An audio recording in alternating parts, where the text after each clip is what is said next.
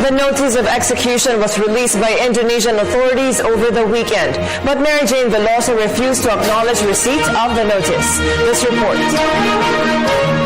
Mary Jane Veloso refused to sign her notice of execution released by the District Court of Indonesia last Saturday due to pending appeal. The investigation of Philippine Drug Enforcement Agency or PDEA at second appeal would prove that Veloso is innocent.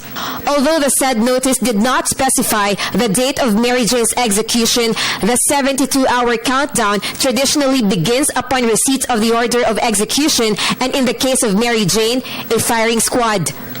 Clock is ticking for Veloso. The end of 72-hour countdown would be at 5 p.m. tomorrow Indonesia time. But Department of Foreign Affairs Assistant Secretary Charles Jose remains hopeful that the Indonesia District Court would halt the countdown to the second appeal of Veloso's camp first. Nung sila yung notice, no, yung order, they were of course already counting 72 hours. But then again, sinasabi natin, we have an appeal pending, no? So they should take that into account. Sabi ng prosecutor, no, tuloy ang takbo, no, kahit hindi nila pinirmahan yung pagtanggap din sa order. But then, pinipilit natin na meron nga tayong nakapending na appeal. Ikali dapat, no, huminto yung pagtakbo. DFA received 4 handwritten letters from Mary Jane that she requested to be publicized. In her letter for President Aquino and Vice President Jejo Marbinay, she continued to ask for assistance to spare her life from execution. In her letter to the Vice President, she was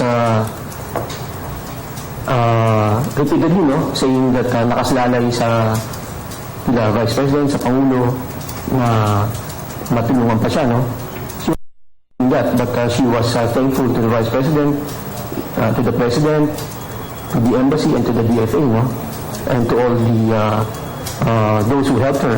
In a separate letter, Veloso advised her fellow Filipinas to take legal processes and look for a good agency if they wish to work abroad so as not to suffer the same ordeal and fate she is going through. For the Filipino youth, Mary Jane reminded them not to use illegal drugs because if they only choose the right path, a bright future awaits them. Provide educational assistance to the sons aged 12 and 6 of Veloso in case the execution of their mother pushes through. The monthly allowance, school allowance of the two boys will be getting from this scholarship fund. Meanwhile, Maria Cristina Serio, recruiter of Mary Jane, will face 3 criminal charges: illegal recruitment, human trafficking, and estafa. For the People's Television, this is Swedden Velado.